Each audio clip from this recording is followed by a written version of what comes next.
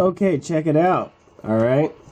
So I have found out that with the pop sprite, if you make the level a water level, it doesn't really affect the movement, but it allows for vertical scrolling. Okay? So if I didn't make it a water level, it didn't vertically scroll. I don't know. It's just, I don't know how it makes sense, but it works. Okay? So anyway, check it out. So there are things like this, right? This is the castle ball and chain.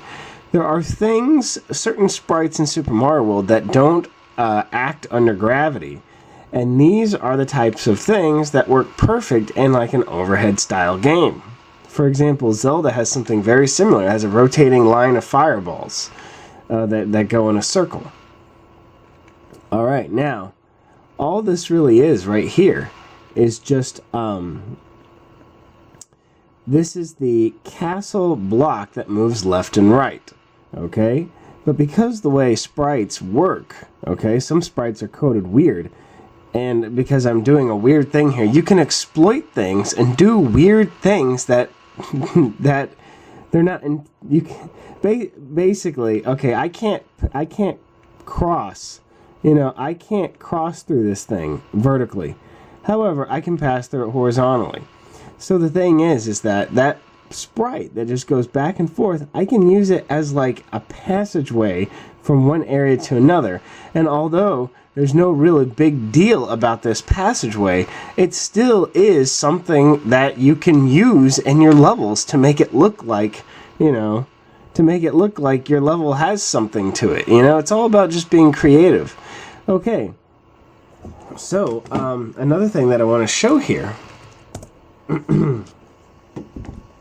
is that in a typical Mario level, I have found out with vertical scrolling, you can get 4 rooms, or I can get 4 rooms for my project out of each Super Mario World level. And what I can do is, for example, let's say I want to warp to another level. I can copy this exact same thing, put it into another level, and in this level I can put like a warp. I could put warp tiles at the end. So basically I walk and I warp over to another level, and it looks like I just kind of, am entering another room of part of the same dungeon. And so basically, horizontally, I can go as far as I want when making levels, okay? I'm limited to 2 rooms high, and I basically have, however many I want horizontally. And, what is it? And so basically, you're looking at, a 2 vertical by something horizontal, and you can, make several dungeon rooms like that. So I can, if I want to do 3 levels where I'm, teleporting to another level and another level, another level, I can make something that's 2, 4, 6 vertically, like a room that looks like it's 6 rooms high vertically, and then I could also make it 6 horizontally to make for like an interesting kind of dungeon room. And although it's kind of a little awkward and a little it's a little clunky, but at the same time, like, who freaking cares? And as long as it works, it works. So that's what I plan on doing. And I was going to show one other thing, and I forgot what I was going to do here. Oh yeah, so I'm not, a super big ASM programmer, but that doesn't mean I can't eventually be one. And I've looked at the pop sprite, and I have tried to basically identify what everything is. I'm basically adding comments to it.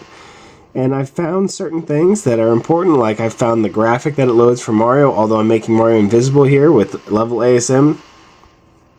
I found like the graphic it loads, and I found like the direction that it's facing and stuff like that. Oh yeah, now I know what I was going to do. Okay, so watch this. Here's another thing that I was wanting to do.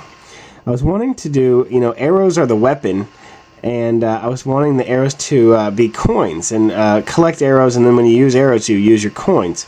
But this is actually really interesting. This pop sprite, of course, it has some interesting properties to it. And what I was wanting to do is, like, how in a Zelda game,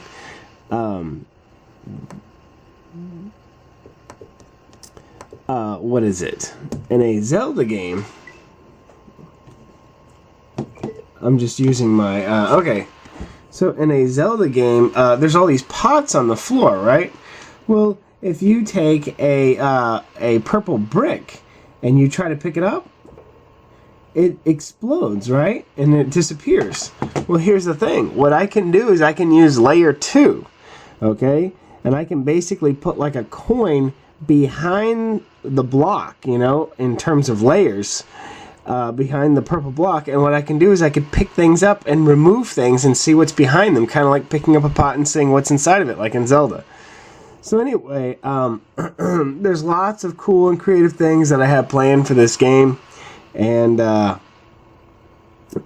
because it's so simplistic, you know, I think it's by making it simplistic with Atari 2600 graphics, I feel like the project is much more manageable. I can draw all the graphics myself, although I'm getting somebody to help me, and everything's just like super easy to create.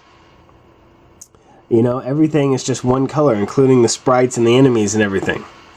So when I, you know, paste it in YYCHR, it's very easy to work with when you're only working with one color. But yeah, I think it's going to be freaking awesome. And it's going to be awesome.